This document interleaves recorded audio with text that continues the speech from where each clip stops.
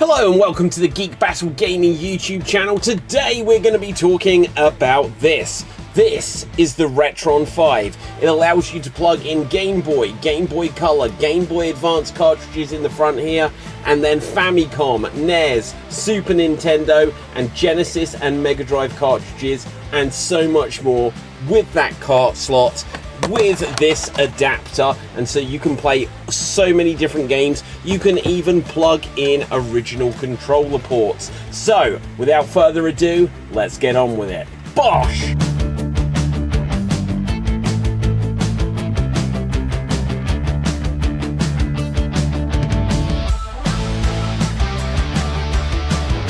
Is the Retron 5 the best way to play classic cartridge games in 2024? The Retron 5 is a console that plays old cartridges from the NES, Famicom, Super Nintendo, Sega Mega Drive, Genesis, and Nintendo Game Boy, Game Boy Color, and Game Boy Advance. With an adapter, you can also play original Master System cartridges and cards, and Game Gear cards too. It was released a few years ago, but is it still a good option if you want to play your original cartridges in 2024 and beyond? Let's put it to the test.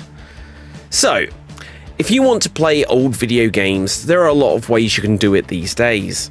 Companies re-release old games all the time on PC and consoles. This either comes in the form of downloads of individual games, remasters or remakes, some of which let you flick back and forth between the original graphics and updated visuals. Then there are compilations or virtual consoles. The Nintendo Switch has Nintendo's online service, which lets you access a selection of older titles from the likes of the NES, the Super NES, Game Boy, Sega Mega Drive, and Nintendo 64.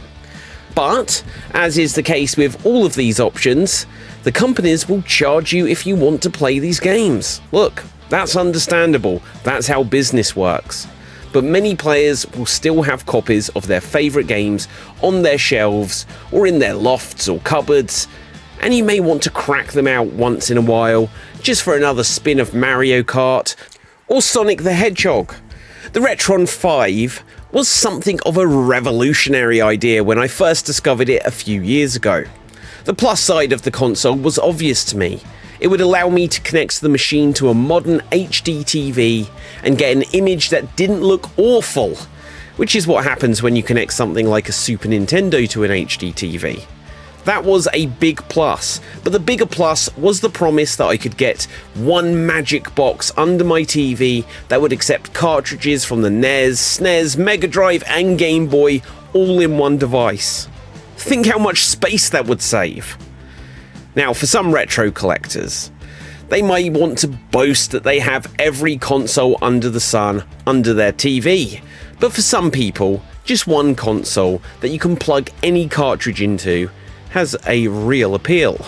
In my case, I had to figure out how I'd fit the Retron 5 next to the SNES and Mega Drive, which kind of defeats the purpose of that benefit. But still, it looks cool. Now, the next major benefit is that it lets you use carts from any region. I'd never had a way to play Famicom games, so this opened up a whole new line of games that I could look out for.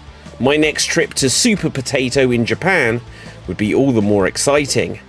And not just because I could try Famicom games and finally get a physical copy of Sweet Home, the game that inspired the Resident Evil series. No, I could now get Japanese exclusive games for any of these systems. And that's not all there either. I could also get American carts too, as well as the British PAL region ones. Basically, I could get any game from any system. So that made me feel very, very powerful as a connoisseur of classic video games.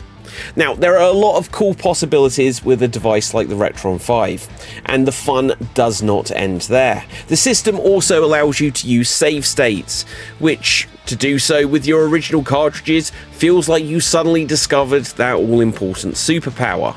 No longer would I get to the credit roll of Donkey Kong Country and get taken by surprise by King K. Rool again. Ho-ho, a cheeky save state means I could pick straight back up and kick some Kremlin ass. And then of course, there are the options to change the look of the display. things that smooth out the pixels and can add scan lines, etc, etc. Now, depending on the game, the console you're playing a game from, and the size of the screen you are watching on, you may prefer to tinker with these settings, but for me, I always prefer to see the game with its sharp pixels. I don't like the smoothed out look.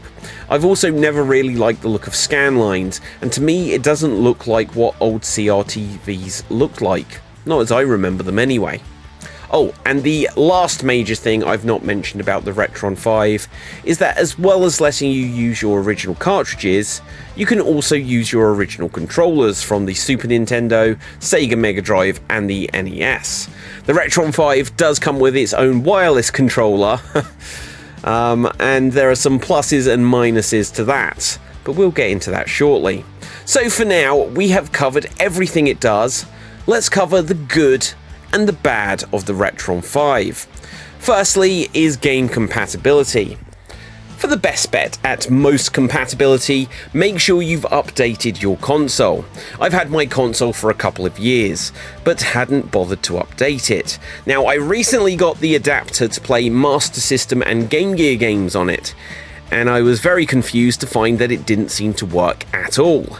But don't worry, because this was my fault. It's right on the front of the adapter box that you need to update your Retron 5 for it to work. The process wasn't as simple as updating some other things, but it was painless enough. You will need an SD card, and there is a little bit of back and forth between swapping this in and out of the console and doing things on your PC to get it working. Because I hadn't updated the Retron 5, it seemed that I needed to do 3 separate updates just to get it up to scratch. And that's if it worked straight away, which it didn't. The biggest issue was the first Retron 5 website that I came up with on Google had a dead link that where you needed to put in like a little code. The code wouldn't display the graphics, so I figured, well, I'm not going to be able to update this at all. But luckily there is a more up-to-date website because they do still sell this thing and you could get it working, but then it said that you had to do another 2 updates, the second of which didn't work, but the third did work. Look, I'll probably make a separate video just to show the process of updating a Retron 5 in 2024 or beyond, because look, to be honest, if you're watching this in 2028, you don't need to know because it'll probably be out of date, and if this is specifically what you are watching this video for, then you don't need to see the rest of it. So check out that other video. But coming back to game compatibility, for the most part, everything I put in the console worked. That's good news, but there were some exceptions. Allow me to explain. One important thing to remember is that the NES came out in the mid-1980s, and so did the Sega Genesis / Mega Drive, and the Super Nintendo came out in the early 1990s. The Game Boy Advance is the most up-to-date thing that this is compatible with, and that came out in the early noughties, but the chances are, with all of these games being 20 to 30 years old, there's going to be some cartridges that may not work as well as you remember them working when you were a kid. Now, I found that some NES games and some Super Nintendo games needed me to take them out of the console and insert them a half dozen times to get them to read the cartridge. In the case of Super Street Fighter 2 on the Super Nintendo, I ended up giving up, even though the menu did show that it came up saying Super Street Fighter 2 was inserted, but I could just never get it to work on the Retron. And I did use the game on the original hardware just a couple of months ago, so it tells me that perhaps there was something about the connector or something along the way it wasn't working. May have been the Retron's fault, may have been the cart's fault, it's hard to tell. So, what was quite funny and a lot more amusing was that I had to wriggle some of the NES games about to get them to be read. Now, for a lot of people, this will be part of the nostalgic experience, because if you ever used an original NES which was front loaded, sometimes you'd end up like jamming a pencil or something just to get the connector to really hold in tight, and then it would load. And yeah, so that was something which wasn't an ideal part of the retro experience of the Retron 5, but it did actually get me to get a couple of NES games to work better. Certainly got me into Bart vs the Space Mutants anyway. Over the years, I've heard a lot of people complain about the tightness of the Retron 5 cart slots, and I definitely do agree with this. The Super Nintendo wasn't too terrible, but NES and Mega Drive in particular were very tight, and it makes you feel that you may damage the games or the system just to get the cartridges out. Personally, I half wonder if this is causing some of the issues with getting some of the games to load straight away. Now, I'll briefly touch on the Master System and Game Gear adapter, as I will deep dive into that device another time. But after I'd updated the Retron, I found it worked just fine, which is good. But a couple of the games gave me issues. The Game Gear Terminator game loaded, but the Sega logo looked mangled at first, which I was able to capture when I was capturing footage for this video. And then a couple of other games didn't want to work at all. This is where things can get frustrating, as there are too many suspects as to why it may not have worked. With a Super Nintendo game, I can wonder if the cart is bad or the system is bad. With games that you play through an adapter, you have to wonder if the issue is with the adapter, the game, the console, that I didn't plug the adapter into the console properly, that I didn't plug the game into the adapter properly, maybe the game's plugged in fine but the adapter isn't, or vice versa. It gets a little bit confusing. Now, if you are wondering if you can use the SD card slot, which the system does have, to load ROMs and play on the console, the answer is no, and yes, kind of. Well, definitely, but let me explain. No, you can't do that with the system as it comes from the shop. They don't make it possible for you just to load up ROMs. This is something that perhaps because it's a slightly older console, they didn't want you to have this as a feature, or they figure they may get into trouble. But nowadays, when you see things like the A500 Mini, or any of those from Retro Games Limited, like the upcoming the 400 or the C64, they make it very easy for you to put old games on there as well. The Atari Game Station Pro makes it very easy for you to put old games on there as well, and it almost feels like a selling point of these systems. That wasn't the case back in the day when the Retron 5 came out, and they were probably worried that they'd get into trouble from the likes of Nintendo. I'm sure they still might, and some of these other companies might as well, but it certainly isn't something that you can natively do on the Retron 5. But you can hack the system if you wanted to, and with doing that, then you'd be able to put on games from any of these systems and get them to run with various results. Now, personally speaking, I don't have the intention to use this to play ROMs, as I've got a lot of different ways to do this. I recently got the Atari Game Station Pro, and that has built in that you can play Mega Drive and Game Boy games, and with the new update that I've just put on it, you can also do Super Nintendo games. And look, there are emulators and stuff, so you know, if you want a device to do this, then it's possible, but it's not straightforward because it doesn't do it out of the box. Now, there are guides online if you want to look up how to do that, but feel free to look them up in your own time and they will teach you how to do that. The Retro Freak console may be a better option for this kind of thing, because it's a similar device which also came out a few years ago and lets you play both your own cartridges and lets you play and dump ROMs so you can back them up. So you can actually put some software onto the Retron which will let you use it as a dumper and back up the ROMs directly from the cart, and that's a cool feature. I don't feel the need to do it myself, but for me, doing that would be like installing Windows on a Mac. It would kind of change the Retron from what it is into something else. The system as it works does just load or dump the ROM as soon as you insert the cart, and then you're basically just playing a game like you would on an emulator. This means certain games and carts won't work. Stuff like the Super Game Boy, Game Boy Camera and Game Genies won't work on this. This is because the ROM is loaded from the start and the machine doesn't continually access the cartridge. So the Game Boy Camera software could load in theory, although for me it doesn't, but once it is loaded, the machine ignores the cart and therefore wouldn't be able to get a continual camera feed. Likewise, the console can load a Game Genie, but wouldn't be able to then load the game that you want to add the cheat codes to, because that would be like loading a game within a game, if you understand what I'm saying. Oh, almost forgot a big one. You can't use the Mega Drive 32X on the Retron to play 32X games. It just isn't compatible. And likewise, the Mega CD, this should be fairly obvious. Can't connect to it, and so therefore you can't play Mega CD games on there. And as I understand it, you can't use EverDrive carts on there as well. Still, as for game compatibility, as far as that is concerned, I'm more than pleased with the amount it does load rather than worry over the few it doesn't. The bigger issue to me is that I feel I notice some lag and slowdown at times. This is something that affects my ability to enjoy the games that I have put into the console, and this is a bit more of a pain. I can cope with it, but some games like Sonic the Hedgehog or Donkey Kong Country felt off at times. Not always, but enough to make me feel like I was losing lives to errors that weren't really my fault. This could be down to input latency though, and this brings me to the controllers. So, this is a fairly elephant in the room one if you have ever seen this device, because as soon as you see it, you're going to be like, what the hell is that controller that it comes bundled with? So, mine is but a humble review, and it's not intended to be a complete playtest of every game and controller combination.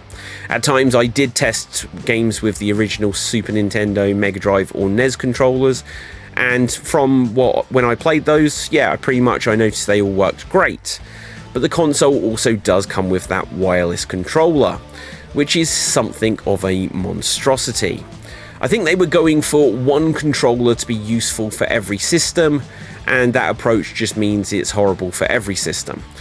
Look, it's horrible to hold and it looks weird. It's got grips that kind of dip inwards for no good reason. They're not long enough to hold on to.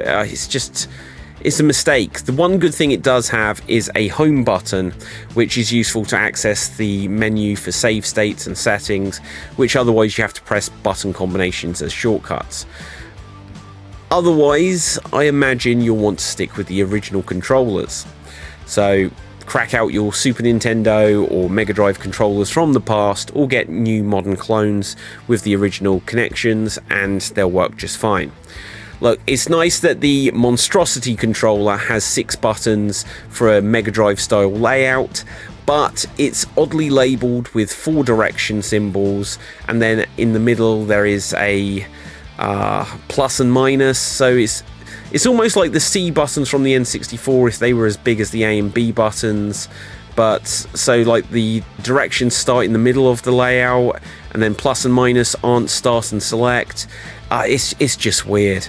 And then the horrible clunk-like click of the shoulder buttons, which are just like 2 thin slabs of plastic. Again, this controller is functional enough, but I'm not the first to say it, and it is a little bit of a joke within the controller community, if you want to put it that way. It's just not a very nice controller. Use original controllers if you can. Now, for some reason, the design of the console has a weird space, which I think is just an extension at the back with plastic so that you can place the controller in, even though it doesn't really sit in there comfortably. It's an odd retro design choice, which may be a callback to how you could store wired controllers in the Famicom or the Intellivision, but I don't know why that's there. It's not a good look, and it's not like practically that functional either. So, after all that, should you get the Retron 5 these days? It's still a decent option in my opinion. Look, I've had some fun pointing out about the controller, and there are a few flaws, but overall, it does the job that I'd want it to. It will depend what you're looking for, whether you think this is truly worth it though. Cost-wise, these can still be around £150 to £200, and I'm sure equivalent in dollars or wherever else you are in the world, and whatever other currency you have. They can still be found on Amazon, and they're definitely always regularly on eBay, but they're not quite as common nowadays as seeing the Retron 3-in-1 consoles, which don't have the like Game Boy slots, but you can get a individual Retron like small cube thing that plays Game Boy games, and you can also get the individual Retrons that play NES and Mega Drive games. Not sure if there's a Super Nintendo one. Now, If you want a way to play old cartridges, the Retron 5 will certainly open up an avenue for you to play them in HD on your modern TV and to be able to use save states, and it is certainly handy to have an all-in-one device. The poor controller is a shame, but if you have an alternative, you'll be okay. Input lag and slowdown are the biggest issues, which would make me say you need to stop to consider if this is right for you, but if you have the chance to get a Retron 5, what the heck, I'd say go for it. It certainly does more right than it does wrong. There are alternatives like the analog range of consoles like the Super NT, Mega SG and the Analog Pocket, which between them will let you play old SNES, Mega Drive and Game Boy games. And like the Retron 5, you can also get an adapter for the Pocket so you can open things up to the Game Gear. These are all individual consoles though, not an all-in-one device like the Retron. And they are very costly, and to be honest, they're less easy to come by, and they're frequently sold out, and I'm not even sure if the Super NT and Mega SG will get more units made, with their current focus being on the Analog Pocket and the Analog Duo, the Duo being a console that plays old TurboGrafx and PC Engine games. The benefit of the analog consoles is that they are FPGA based, which means you get better results in terms of performance and compatibility compared to something like the Retron, which just dumps the ROMs and doesn't emulate the original hardware in the same way that the analog devices do. The Retron is slightly older now, but is still a useful device and a great way to play your old cartridges, bring them into the modern age of modern televisions, and capture footage and stream games via HDMI, if that is your type of thing that you're into. So that's going to wrap things up for my review of the Retron 5, and should you still bother with it, even though it's a few years old? Well, I say the games you want to play on it are even older, and this is definitely a good route to be able to play a bunch of those and have a great time. Is it perfect? No, but it does a pretty damn good job at what it's supposed to do. So that's going to wrap things up for this video. If you haven't done so already, please make sure you smash that subscribe button here on youtube.com/Geek Battle Gaming. If you want to read the written review version of this, check out the website www.xstreamed.tv. Check out any of our other YouTube channels, and check out the channel because there's going to be a load of other stuff. Leave us a comment, let us know what kind of stuff you like. There's going to be all kinds of documentaries on gaming stuff, reviews, and I like to focus on a lot of the modern retro gaming stuff. So if you like that kind of stuff, this is your place to check it out. Till next time, stay safe, always stay extremed, and ciao for now. Boom, and we're off the air.